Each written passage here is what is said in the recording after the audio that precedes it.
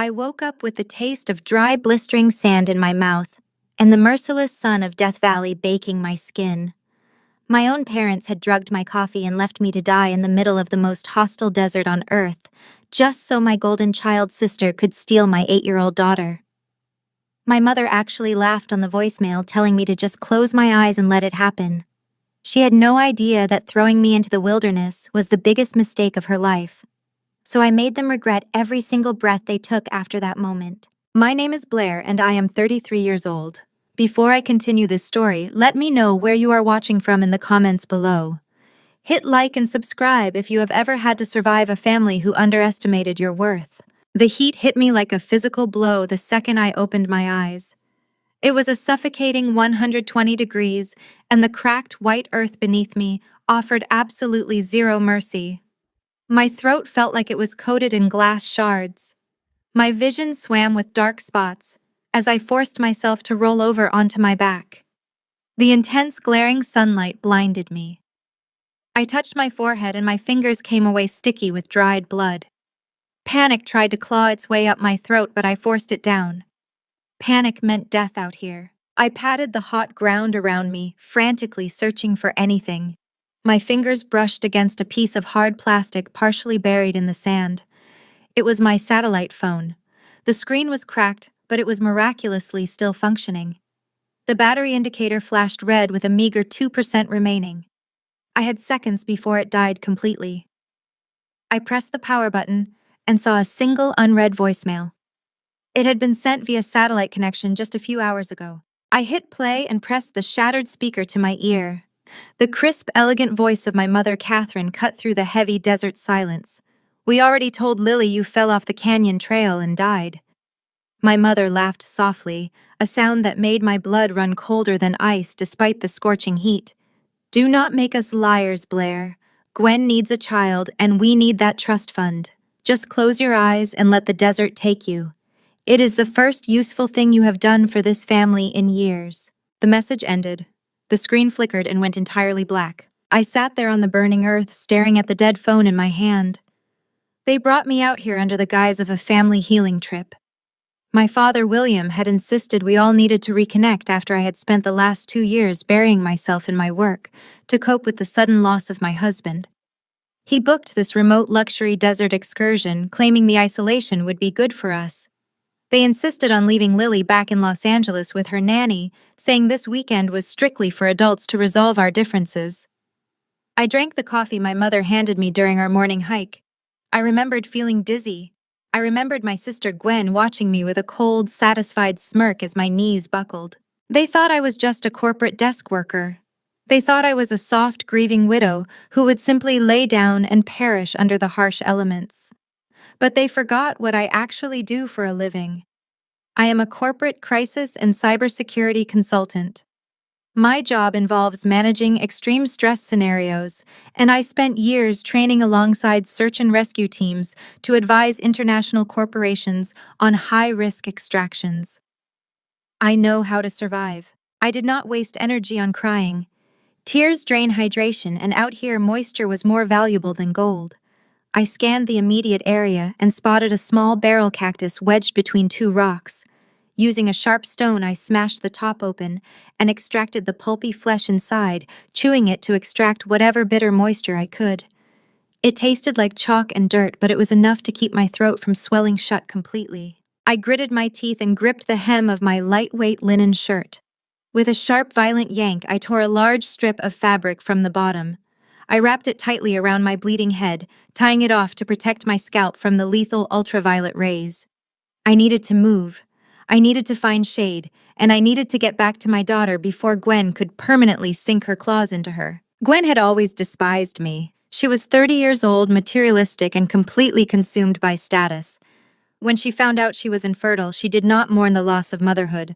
She mourned the loss of the perfect family image she wanted to project to her country club friends. She wanted a ready-made prop to show off. But more importantly, she wanted the money. My late husband had been a highly successful tech developer, and he left Lily a $15 million trust fund. My parents, whose real estate business was secretly hemorrhaging toxic debt, saw my daughter not as a beloved grandchild, but as a massive walking bank account that could bail them out of their financial ruin. I forced myself to my feet. The desert landscape stretched out endlessly in every direction, a vast ocean of shimmering heat waves and jagged rock formations. I checked the position of the sun to orient myself. I knew the highway was approximately 15 miles east of my current location. 15 miles in this environment was practically a death sentence for a normal person. But I was fueled by a rage so pure and concentrated that it overpowered the burning agony in my muscles. As I began to walk, every step sent a shockwave of pain up my spine. My mind raced, categorizing my priorities. Survive the day, navigate by the stars tonight, reach the highway, protect Lily, destroy them. I repeated those 5 steps in my head like a mantra, matching the rhythm of my boots crunching against the dry soil. Hours passed. The sun beat down relentlessly, trying to bake the resolve right out of my bones. I kept my head down, focusing entirely on placing one foot in front of the other. The silence of the desert was deafening, broken only by my own ragged breathing. I pushed away the hallucinations that threatened to take over my mind. I refused to let my mother win. I refused to let my sister play house with my child using money my husband earned. Suddenly, a faint chirp broke the silence. I stopped dead in my tracks. The sound had come from my pocket. I reached in and pulled out my primary smartphone. It had been dead all day with absolutely zero cellular service in this remote basin. But as I had walked closer to the elevation near the highway, it had briefly caught a fleeting ghost of a cell signal. It was not enough to make a call, but it was just enough to download a handful of pending push notifications. I squinted at the bright screen, shielding it from the harsh sun with my torn sleeve. Among the missed emails and weather alerts, one specific notification from my secure banking app stood out like a siren in the dark. Emergency petition to transfer $15 million trust guardianship to Gwen and Trey pending court approval. My breath caught in my throat. They were not just planning to take her. They were already executing the legal takeover while my body was still supposedly rotting in the sand. My brother-in-law Trey worked as an investment broker. He had the financial access to initiate the transfer the second my mother provided the forged death declarations. The signal vanished as quickly as it had appeared, leaving my phone disconnected once again. But I had seen enough. The simmering anger inside me solidified into something cold and unbreakable. I looked toward the horizon where the faint line of the highway finally became visible through the heat distortion. I was not just going to survive this desert. I was going to turn their entire world into a wasteland.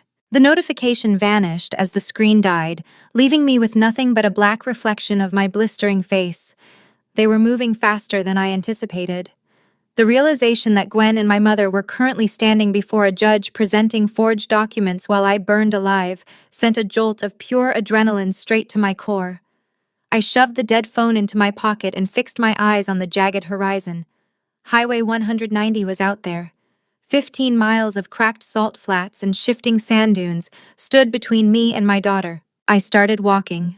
The torn linen wrapped around my head offered minimal protection against a sun that felt like a physical weight pressing down on my shoulders.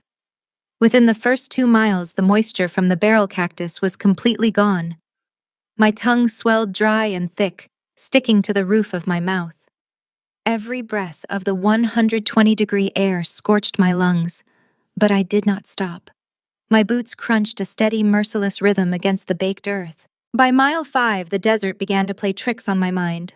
The shimmering heat waves rising from the salt flats twisted into familiar shapes.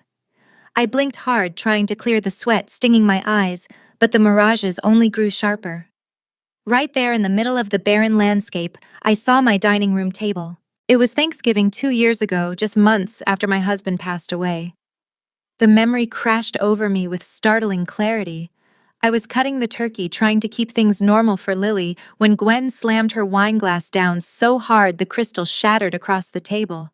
I can still hear the exact pitch of her voice echoing over the desert sand.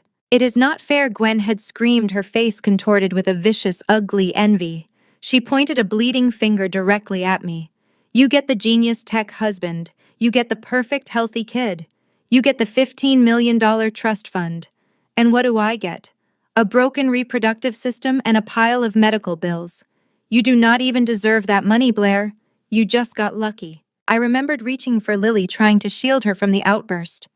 But before I could speak, my mother Catherine had grabbed my arm. Her perfectly manicured fingernails dug into my bicep, pulling me violently into the kitchen away from the guests. "Stop showing off your daughter, Blair," my mother had hissed, her voice dripping with venom. "You know your sister is struggling. You parade that child around like a trophy, just to rub it in her face. Put Lily in the playroom and go apologize to Gwen right now. You are being completely insensitive to her pain." I had stood there in my own kitchen holding my crying daughter, realizing my mother cared more about comforting my sister's toxic jealousy than protecting her own grandchild. They had always treated Lily not as a person, but as a prize they felt they were owed. I tripped over a half-buried rock, sending me crashing back to reality. I hit the ground hard, scraping the skin off my palms. The Thanksgiving mirage dissolved into the brutal yellow glare of the afternoon sun. I dragged myself back to my feet. The pain in my hands was nothing compared to the terror of knowing those two women currently had physical custody of my little girl. I forced my legs to move. 8 miles, 10 miles. My vision narrowed to a blurry tunnel. As the hours dragged on, the blinding yellow light finally began to soften. The sun dipped below the jagged mountain peaks, plunging the desert into deep purple shadows. With the dark came the sudden extreme drop in temperature. The scorching heat evaporated, replaced by a bone-chilling wind that ripped through my torn clothes. My muscles screamed in protest, trembling from exhaustion and dehydration. 14 miles. My knees finally buckled. I hit the ground, and this time I could not find the strength to push myself back up. The darkness was absolute. I dragged myself forward on my stomach, my fingers clawing at the rough dirt. Just one more foot, I told myself. Just one more inch for Lily. Then my scraped palm hit something different. It was not dirt. It was asphalt. Still warm from the daytime sun. I had reached the edge of Highway 190. I rolled onto my back, staring up at a sky full of indifferent stars. My breathing was shallow and ragged. I needed a car to pass, but this stretch of road was notoriously desolate at night. Minutes ticked by, feeling like hours. My eyes were heavy, struggling to stay open. Just as the cold began to numb my limbs, a faint vibration trembled through the asphalt beneath my head. Then a low mechanical rumble cut through the desert wind. Blinding white headlights crested the hill. I summoned the absolute last reserve of energy in my body. I pushed myself up onto my knees and waved my arms frantically. The massive grille of a long-haul semi-truck illuminated in the darkness. Air brakes hissed and squealed violently as the massive vehicle shuddered to a halt just a few yards away. The passenger door swung open, and a burly man in a denim jacket hopped down holding a heavy-duty flashlight. "Hey," the man shouted, his boots heavy on the pavement. "Lady, are you okay?" He ran over and caught my shoulder as I swayed. The moment he illuminated my face, he swore under his breath, "You look like you went to hell and back. Hold on, I have water in the cab." He practically carried me up the high steps into the warm interior of the truck. He handed me a plastic gallon jug of water. I forced myself to drink slowly, letting the life-saving liquid soothe my cracked throat before I took greedy, desperate gulps. "All right, lady," the trucker said, reaching for the radio mounted on his dashboard. "I am calling the highway patrol and getting you an ambulance. You need to be in an emergency room yesterday." "No," I rasped, my voice sounding like crushed gravel. He paused, looking at me like I was insane. "Lady, you are severely dehydrated and bleeding from the head. I am calling 911. I grabbed his wrist, stopping him. My grip was surprisingly strong. "If you call the police, the people who did this to me will know I am alive. I need 30 seconds head start before they realize they failed. Let me use your smartphone, please." He stared at my bruised, determined face and slowly lowered the radio. He pulled a smartphone from his pocket and handed it to me. I did not dial the police. I did not call the FBI. Instead, I opened the web browser. My fingers flew across the digital keyboard, typing in the encrypted IP address for my home server. The high-definition security system I had installed in my Los Angeles house was impenetrable from the outside, but I possessed the master backdoor key. The screen loaded. I clicked on the live feed for the living room. The image buffered for a second before snapping into crystal-clear resolution. What I saw happening in my own home at that exact moment made the desert heat seem like a gentle breeze compared to the fire that ignited in my chest. The diesel engine of the semi-truck roared beneath me, a steady rumbling vibration that grounded me to the present. The air conditioning blasted from the dashboard vents, hitting my sunburned skin like ice. I shivered, adjusting the torn, bloody linen wrapped around my head. The driver kept his eyes on the dark stretch of Highway 190, throwing me nervous glances every few miles. He had offered to pull over, offered to find a hospital, but my grip on his smartphone was a silent command. I needed information more than I needed stitches. I stared at the glowing screen in my hands. The custom security interface I had built for my Los Angeles home finished authenticating my biometric bypass. I bypassed the standard commercial alarms and tapped directly into the hidden microphone and camera arrays I had embedded in the crown molding of my living room. I am a crisis consultant. Paranoia is quite literally my profession. The feed snapped into high-definition resolution. My living room was bathed in the warm, golden glow of the evening lamps. It was a pristine, peaceful sanctuary utterly undisturbed by the fact that its owner was supposedly rotting in a desert canyon. My sister Gwen was standing by the velvet sofa. She was not crying. She was not dialing the police. She was violently tossing my 8-year-old daughter Lily's belongings into a massive monogrammed Louis Vuitton suitcase. Gwen paused, holding up a pair of Lily's denim overalls with a look of pure disgust. She tossed them onto the floor. I cannot believe she dresses the heir to a $15 million tech fortune like a farmhand, Gwen scoffed, her voice echoing perfectly through the truck cabin's small speaker. Tomorrow I am taking Lily to Rodeo Drive. She needs an entirely new wardrobe if she is going to be seen at the club with me. I am not playing mother to a child who looks like she buys her clothes at a discount rack. My mother, Catherine, glided into the frame. She was holding 2 crystal champagne flutes. She handed one to Gwen with a radiant, victorious smile. Let her keep a few of the ugly shirts, Gwen, Catherine said, taking a delicate sip. It will play well for the judge. The poor, traumatized orphan clinging to her tragically unstable mother's terrible taste. It builds the narrative. They clinked their glasses together. A sharp, clear chime that made the bile rise in my throat. They were celebrating.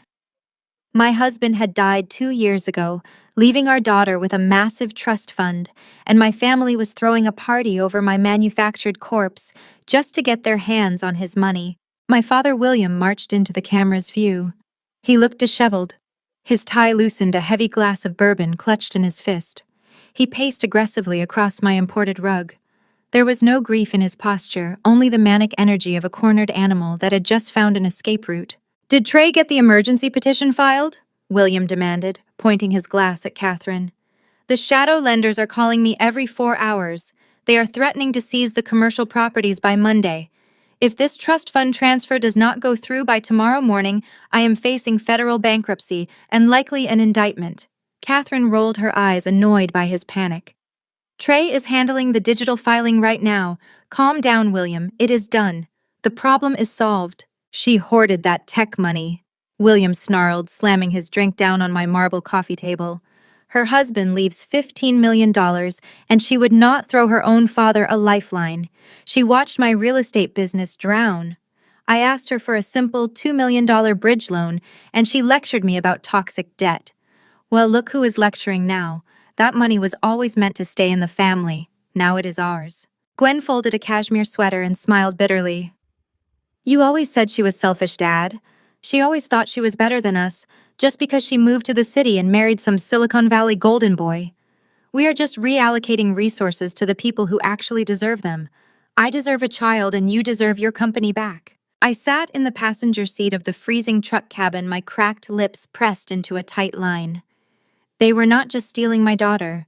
They were using her inheritance to plug the holes in a sinking, fraudulent real estate empire. But a massive legal hurdle still remained. You cannot simply seize a child in a heavily guarded trust fund just because a woman goes missing in the desert for an afternoon. Family courts require absolute proof of death or immediate catastrophic endangerment. They needed a legal weapon to bypass the standard waiting periods. I needed to know exactly what kind of paper trail they were laying down. I swiped the security feed away and opened a secure mobile browser. I typed in a string of complex numerical IP addresses, accessing my personal remote server. I did not target my parents' devices. Catherine and William were too careful. I targeted Trey Gwen's husband. Trey was an investment broker constantly drowning in stress and terrible at digital security. 6 months ago, he had begged me to fix his work laptop after he clicked a malicious phishing link. I had scrubbed the malware, but as a precaution, I had quietly installed an invisible backdoor payload deep in his operating system. The terminal screen flashed green. I was in. I executed a rapid search protocol across his hard drive, filtering for any PDF or Word documents modified within the last 48 hours. A dozen files populated the screen.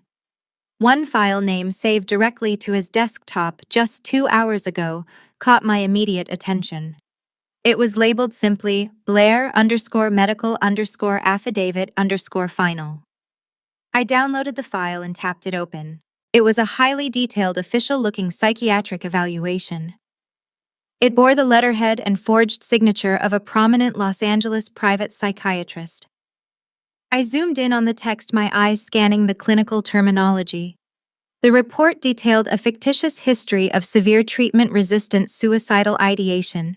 It claimed I had suffered a total psychotic break stemming from complicated grief over my late husband. The final paragraph was a sworn medical declaration that I was in immediate lethal danger to myself and my daughter, recommending absolute and permanent removal of my parental rights. I stared at the timestamp at the bottom of the page. It was dated for today. They did not just leave me to die of exposure in Death Valley. They had manufactured a legally binding, airtight narrative of a manic suicidal mother who drove out to the wasteland to take her own life. They had weaponized my grief to instantly seize the guardianship. I handed the phone back to the trucker, my expression entirely devoid of panic. The terrified, desperate woman who had crawled out of the salt flats was gone. I knew exactly what they had done, and I knew exactly how I was going to tear their entire world down to the studs. It took me exactly 48 hours to make it back to Los Angeles. 48 hours of meticulous calculation and cold fury. After the trucker dropped me off at a safe motel on the outskirts of the valley, I paid for a room with the emergency cash I keep sewn into the lining of my work bag. I drank water until my stomach ached. I slept for exactly 4 hours. Then I rented a car and began the drive back to the city that my family had tried to steal from me. Before heading to Beverly Hills, I made one necessary stop. I walked into a high-end boutique looking like a victim of a violent crime.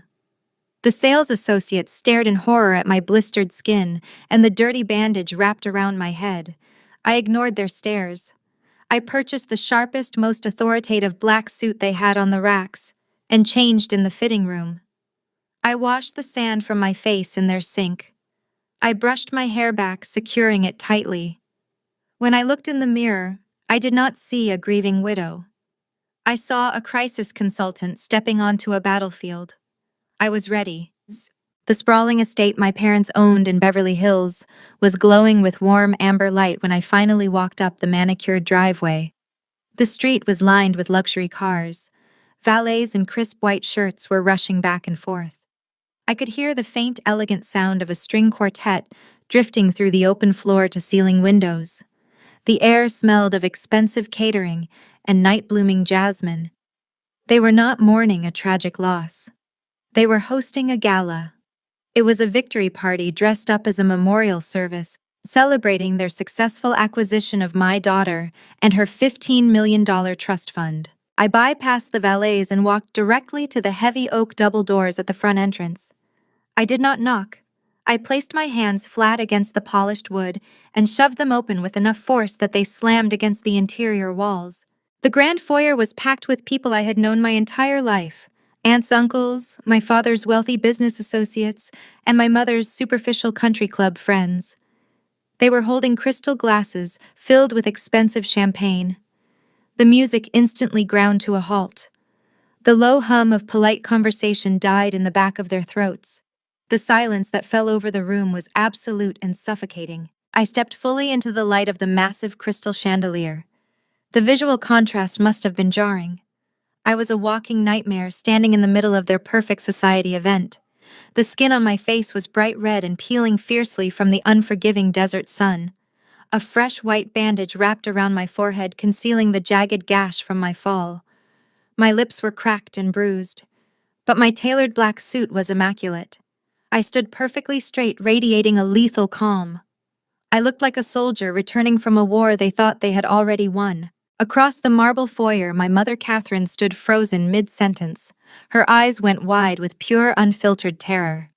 The crystal champagne flute slipped from her perfectly manicured fingers and shattered against the imported stone floor.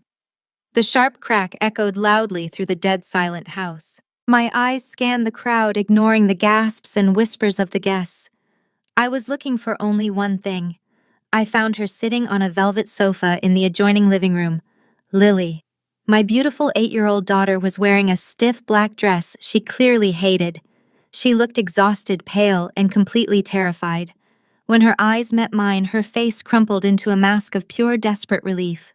She jumped off the sofa, her little voice crying out for me. But my father, William, reacted faster than she did.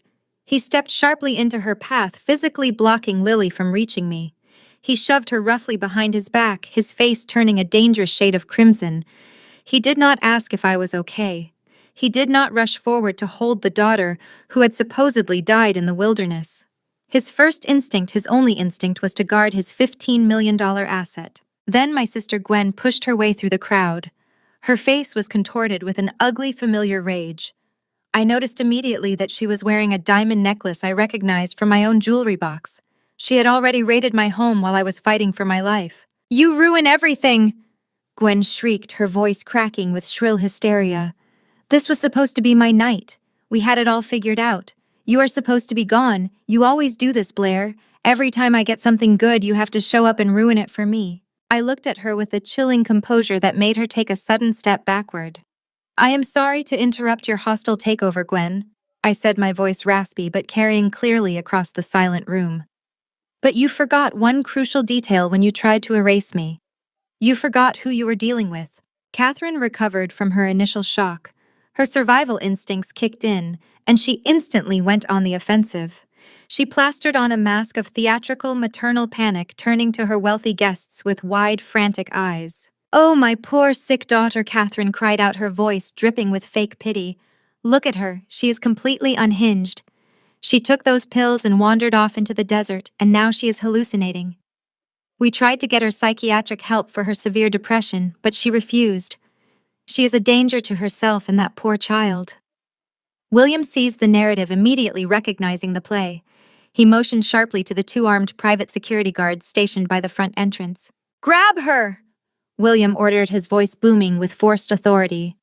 "She is having a psychotic break. Do not let her near the child. She is dangerous and unstable. Get her out of here right now." The guards stepped forward, reaching for the heavy restraints on their belts. The guests murmured in agreement, completely buying the tragic story my parents had sold them. They looked at me and saw a crazy woman. They saw a threat that needed to be neutralized. But I did not flinch. I did not step back. I reached into the interior pocket of my black suit jacket and slowly raised a single crisp piece of paper high above my head for everyone to see. I held the single sheet of paper high. The stark white page caught the glow of the crystal chandelier, cutting through the heavy silence of the foyer. The 2 private security guards, burly men in matching tailored suits, hesitated for a fraction of a second. Their eyes darted uncertainly between my father's furious red face and the document in my bruised, scraped hand. The standoff lasted exactly 2 seconds before Gwen shattered it. "You abandoned her!" Gwen screamed, her voice shrill and violently loud against the vaulted ceilings. She stomped her designer heel against the marble floor, pointing a shaking finger at me. "You left your own daughter in the middle of nowhere. You have always been an unfit mother, Blair. Ever since Lily was born, you have been looking for an excuse to escape your responsibilities." I kept my arm raised, my eyes locked entirely on my sister. Behind her, William still gripped Lily by the shoulder, keeping my terrified child trapped behind his massive frame.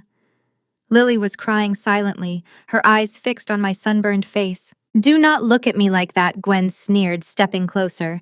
Her face was twisted into a mask of ugly, desperate triumph. "We all remember what happened 8 years ago. We all remember the truth. You could not even get out of bed to feed your own newborn. You spent 3 months crying in the dark while the nanny did all the actual work.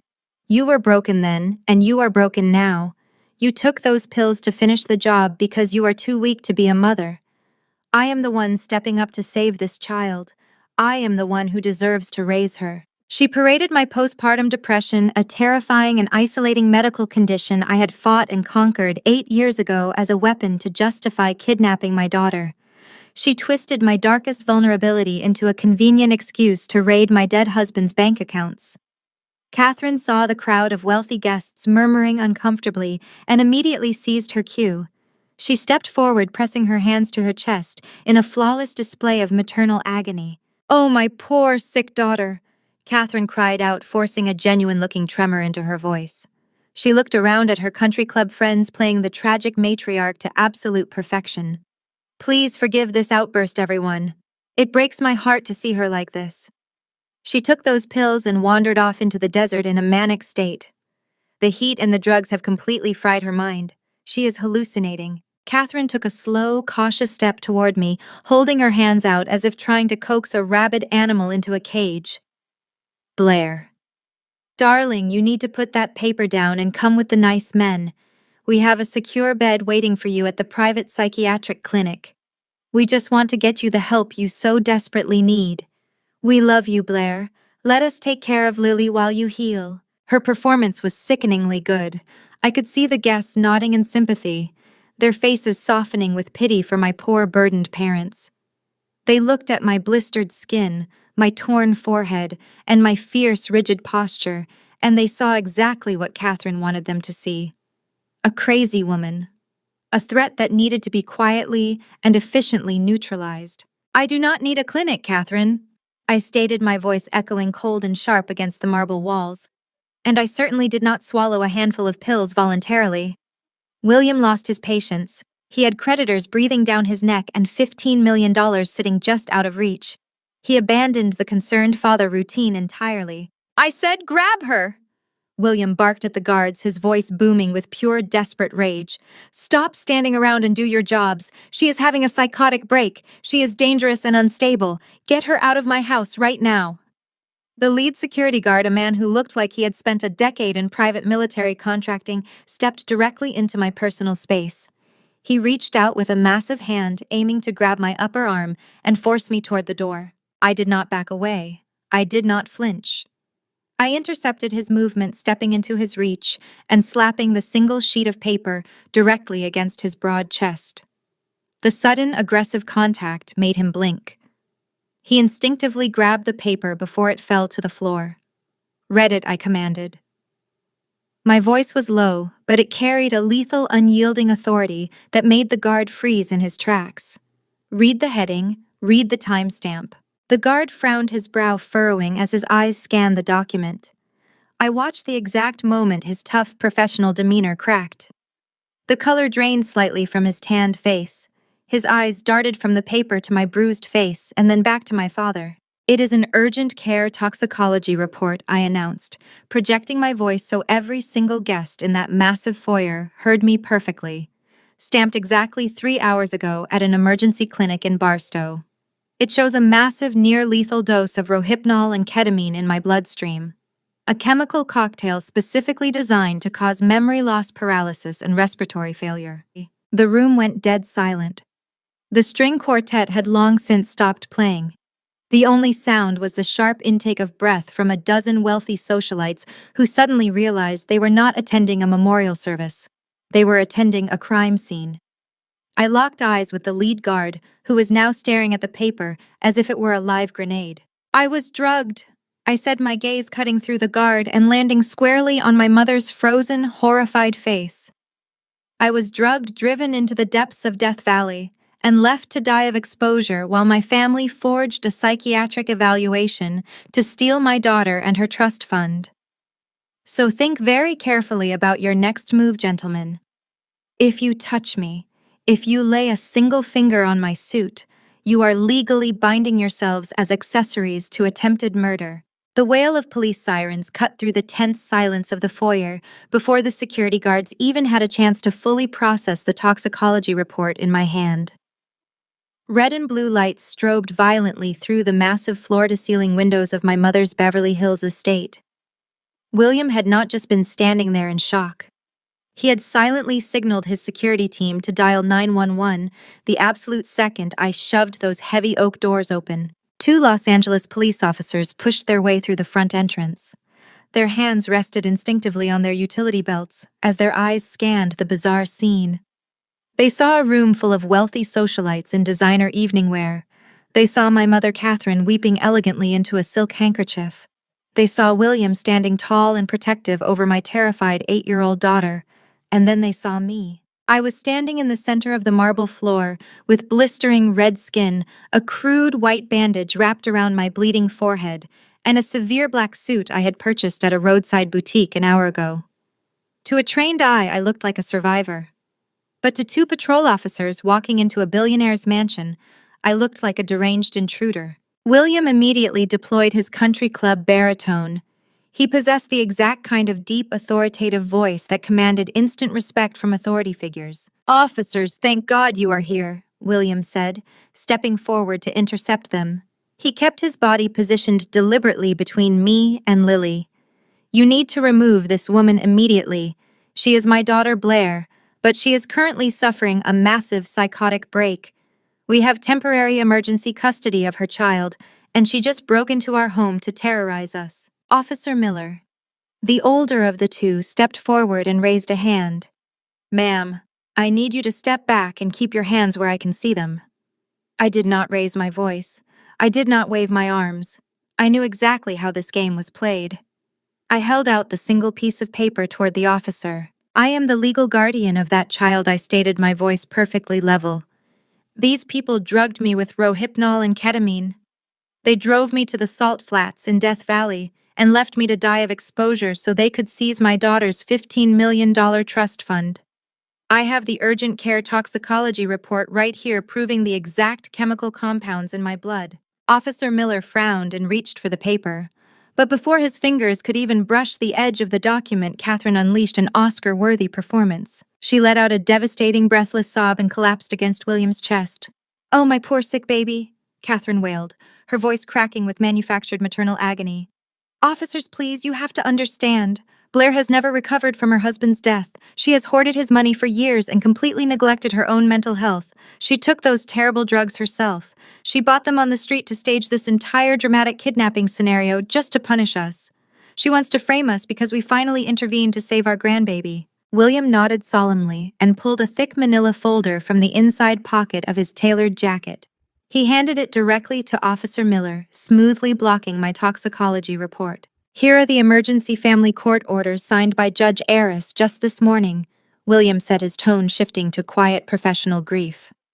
"And here is the psychiatric evaluation from Dr. Sterling. It clearly outlines her history of severe treatment-resistant suicidal ideation. She has been completely unstable for years. She hoarded that tech money while our family business struggled, and the guilt simply broke her mind.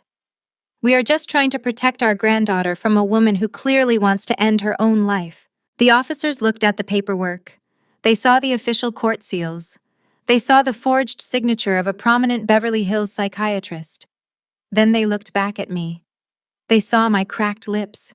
They saw the wild sunburn on my face. They saw the dirt under my fingernails. In the harsh calculus of law enforcement, I was the erratic element and William was the rational, wealthy patriarch holding legally binding documents. Gwen decided to twist the knife, pulling Lily tighter against her side. Lily was sobbing, begging to come to me, but Gwen clamped a hand over the child's shoulder. "She has always been like this," Gwen told the officers, shaking her head with fake sympathy. "When Lily was born, Blair completely abandoned her. She had a terrible bout of postpartum depression and spent 3 months crying in the dark, while we did all the actual parenting. She could not handle being a mother then, and she cannot handle it now. Look at her. She is out of her mind." I watched the officers process the lies. I watched them build a narrative in their heads, based entirely on my family's immense wealth and social influence. "Ma'am," Officer Miller said, turning to me with a look of